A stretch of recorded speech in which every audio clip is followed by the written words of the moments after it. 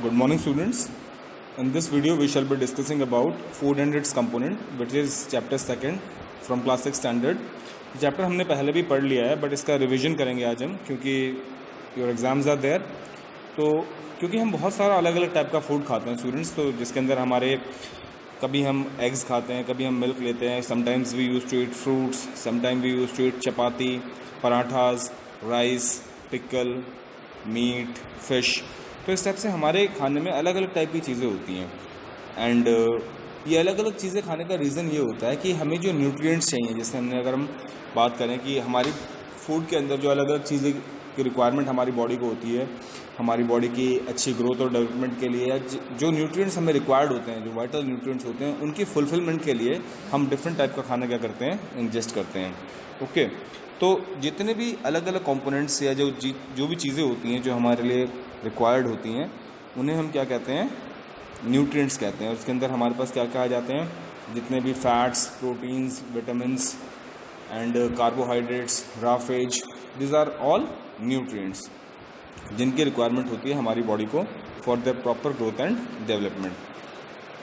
अब जो main nutrients होते हैं वो यही आते हैं. इनके साथ साथ हमारी बॉडी को वाटर की भी बहुत ज़्यादा रिक्वायरमेंट होती है, ताकि हमारी बॉडी के अंदर जो सर्कुलेशन पार्ट है वो अच्छे से चलता रहे.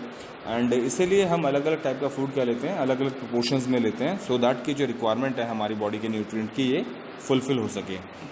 एंड इसीलिए अगर सिर्फ आप एक टाइप का खाना खाएंगे तो उससे क्या होगा कि इन न्यूट्रिएंट्स की कमी की वजह से हमारी बॉडी की ग्रोथ उस प्रॉपर मैनर में नहीं हो पाएगी जो डिज़ायर्ड होती है, जो रिक्वायर्ड होती है एक पर्टिकुलर टाइम के बाद, क्योंकि कहीं ना कहीं पे वो स्टॉप हो जाएगी और will be in the grip of diseases, जिनकी वजह से आगे सिचुएशन जो है वो और प्रॉब्लमेटिक हो सकती है. ओके.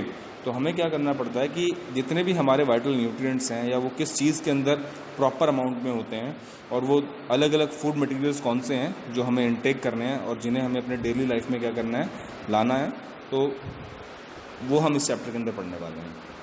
तो सबसे पहला और सबसे मेन न्यूट्रिएंट जो होता है हमारे फूड का, वो होता है कार्बोहाइड्रेट.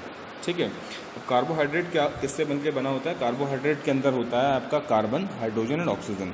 ये तीन मेन कंपोनेंट्स होते हैं हमारे कार्बोहाइड्रेट के. और जो मेजॉरिटी खाना हम खाते हैं, जैसे चपाती, पराठा, ब्रेड, राइस, जो हमारे डेली मील में होता है, इन सब के अंदर क्या होता है, सबसे ज़्यादा कार्बोहाइड्रेट होता है. ठीक है. Because these foods are rich sources of carbohydrates and for इनसे हमें क्या होता है, बहुत ज़्यादा एनर्जी मिलती है. ठीक है.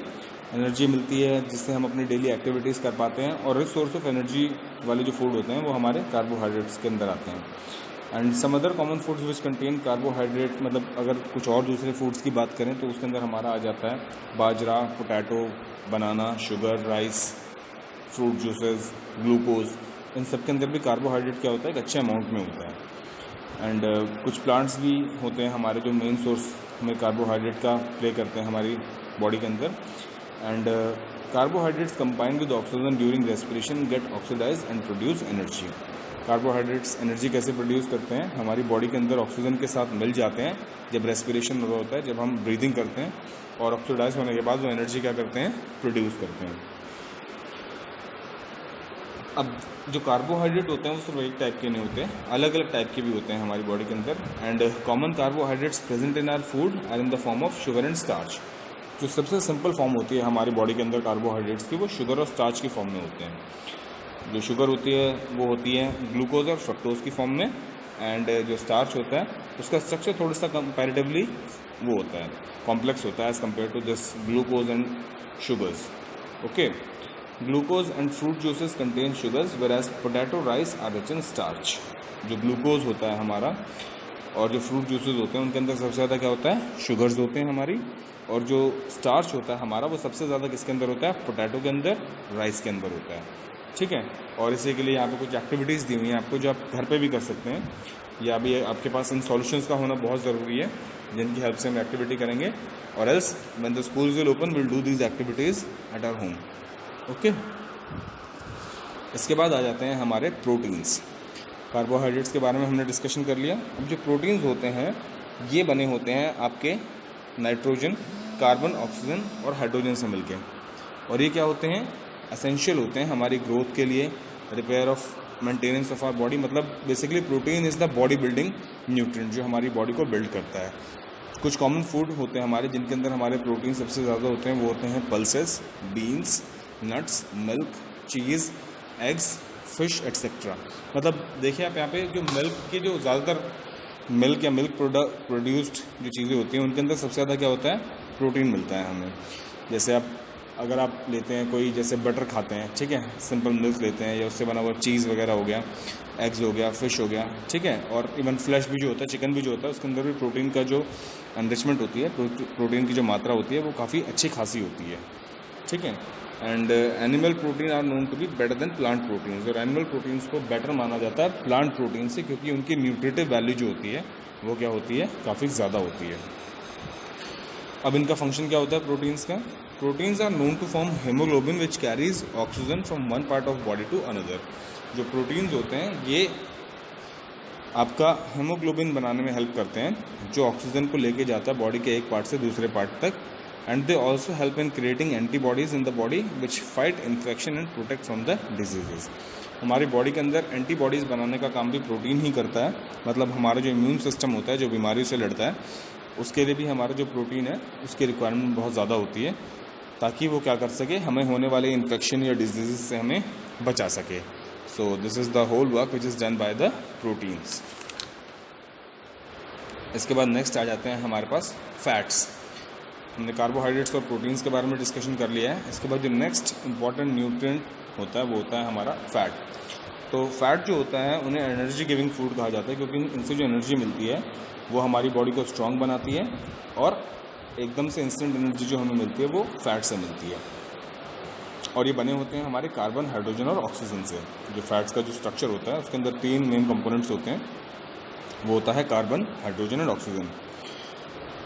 अब सेम अमाउंट ऑफ फैट जो होगा वो ज़्यादा एनर्जी आपको प्रोवाइड करेगा सेम अमाउंट ऑफ कार्बोहाइड्रेट से। मतलब अगर आप एनर्जी गिविंग फूड के बारे में बात करें तो अगर आप कंपैरिजन करें आपका इससे, आपके फैट से और कार्बोहाइड्रेट से, तो कार्बोहाइड्रेट भी एनर्जी प्रोवाइड करते हैं, but as in comparison to fats वो कम करते हैं। फैट आपको ज़्यादा एनर्जी प्रोवाइड करते हैं। हमें जो फैट्स मिलते हैं सबसे ज़्यादा वो एनिमल से मिलते हैं और प्लांट से भी मिलते हैं। जैसे अगर हम बात करें फैट गिविंग जो फूड्स यहाँ पे आपको दिखाई दे रहे होंगे, वो घी, butter, oil, meat, milk products और नट्स, ये सारे के सारे क्या हैं, आपके फैट्स वाले प्रोडक्ट हैं। इनमें से जो नट्स वगैरह हैं ये सब तो आपको प्लांट से मिल जाएंगे, बाकी ज़्यादातर जो अमाउंट है वो आपको किससे मिलेगा, एनिमल से मिलेगा। जैसे घी आपका दूध से बनता है, बटर भी आपका एक मिल्क प्रोडक्ट है, ऑयल आपको ऑयल सीड्स जो होते हैं हमारे जो प्लांट्स होते हैं उनसे मिलते हैं, मीट डायरेक्टली आपको किसी चिकन से या फिश या सी फूड से मिल सकता है, ठीक है। तो इस टाइप से इसमें ये क्लासीफाई किए हुए हैं। अब इनका काम क्या होता है, जो फैट्स होते हैं हमारी बॉडी के अंदर ये हमें प्रोटेक्ट करते हैं हमारे इंटरनल ऑर्गन्स को against shock and also contain many important hormones to regulate our body activities. ये जो बाहर से हमें कोई भी चोट या शॉक लगता है हमारी बॉडी को, उससे प्रोटेक्ट करने के लिए हमारे लिए यूज़फुल होते हैं, और प्लस हमारे हार्मोन्स को भी ये क्या करते हैं, रेगुलेट करते हैं। हार्मोन्स क्या होते हैं, hormones chemical produced by plants और एनिमल्स को हम क्या कहते हैं, हार्मोन्स कहते हैं, जो हमारी बॉडी के अंदर अलग अलग टाइप के उनके जो फंक्शंस होते हैं उनको वो कैरी आउट करते हैं। ओके, नेक्स्ट आ जाता है हमारे पास विटामिन्स। हमने बात कर ली है अभी तक कार्बोहाइड्रेट्स की, प्रोटीन्स की, फैट्स की। अब नेक्स्ट आते हैं हमारे पास चौथा जो न्यूट्रिएंट है इंपॉर्टेंट, दैट इज़ विटामिन्स। अब जो विटामिन्स क्या होते हैं, ये भी बहुत इंपॉर्टेंट एक न्यूट्रिएंट होता है हमारी बॉडी के अंदर। एंड इनका क्या फंक्शन होता है, ये हमें गुड हेल्थ और प्रॉपर फंक्शनिंग में हेल्प करते हैं। एंड इनकी जो रिक्वायरमेंट होती है हमारी बॉडी को, बहुत कम अमाउंट में इनकी रिक्वायरमेंट होती है। मतलब विटामिन की रिक्वायरमेंट बहुत ज़्यादा नहीं होती है, बहुत कम अमाउंट में होती है, और ये हमारी बॉडी की प्रॉपर फंक्शनिंग और गुड हेल्थ के साथ साथ हमारी आइज़, टीथ, स्किन, बोन, इन सब चीज़ों को भी क्या रखते हैं, हेल्दी रखते हैं। और अगर इनकी कमी हो जाए हमारी बॉडी के अंदर तो हमें डेफिशिएंसी डिजीज़ भी हो जाती है। मतलब इन्हीं की कमी की वजह से जो डिजीज़ होती हैं उन्हें डेफिशिएंसी डिजीज़ कहते हैं। यहाँ पे आपको जैसे दिए हुए हैं कुछ types of vitamins, vitamin A, B और सी, डी। तो विटामिन बी को अकेला कंसिडर नहीं करते हैं, it is group of vitamins. इसके अंदर B1, B2, B6, B12 अलग अलग टाइप के होते हैं, तो इसे विटामिन बी कॉम्प्लेक्स कहते हैं बेसिकली। तो जो विटामिन ए होता है उसका रोल होता है हमारे स्किन और आइज़ को हेल्दी रखना। और विटामिन बी का जो रोल होता है ये करता है proper functioning of nerves and muscles. हमारी बॉडी के अंदर जो नर्वस सिस्टम होता है उसको मेंटेन करता है, मसल्स को स्ट्रेंथ प्रोवाइड कराता है। और विटामिन सी का जो फंक्शन होता है वो होता है हमारी blood vessels, teeths and gums को हेल्दी रखता है। हेल्स और कट्स और जो इंजरीज होती हैं उसको क्या करता है, ठीक करने का काम विटामिन सी करता है। विटामिन डी का काम होता है हमारी बोन्स और टीथ को स्ट्रॉन्ग रखना। मतलब सिर्फ बोन्स कहेंगे तो भी चलेगा, क्योंकि teeth is a kind of bone only. जो हमारे टीथ्स होते हैं वो भी एक तरह की बोन्स ही होती हैं। अब यहाँ पे कुछ फूड आइटम्स दिए हुए हैं जिनके अंदर ये रिच अमाउंट में होते हैं। विटामिन ए जो होता है वो होता है हमारा पपाया, मिल्क, मैंगो और कैरेट के अंदर। Vitamin B green vegetables, eggs, milk, whole cereals, इनके अंदर अच्छे अमाउंट में होता है। विटामिन सी आपके जो सिट्रिक फ्रूट्स होते हैं, मतलब जो खट्टे फल होते हैं, उनके अंदर सबसे ज़्यादा होता है, जैसे ऑरेंज, गुआवा, टमाटो, आंवला, लेमन और भी इसके अंदर आप कोई भी खट्टे फ्रूट्स जो हैं उन्हें कंसिडर कर सकते हैं। एंड जो विटामिन डी होता है आपका, वो होता है आपका milk, butter, eggs and fish के अंदर। प्लस इसके एडिशन में जो विटामिन डी होता है वो आपको सन से भी मिलता है। At the time of winters when you just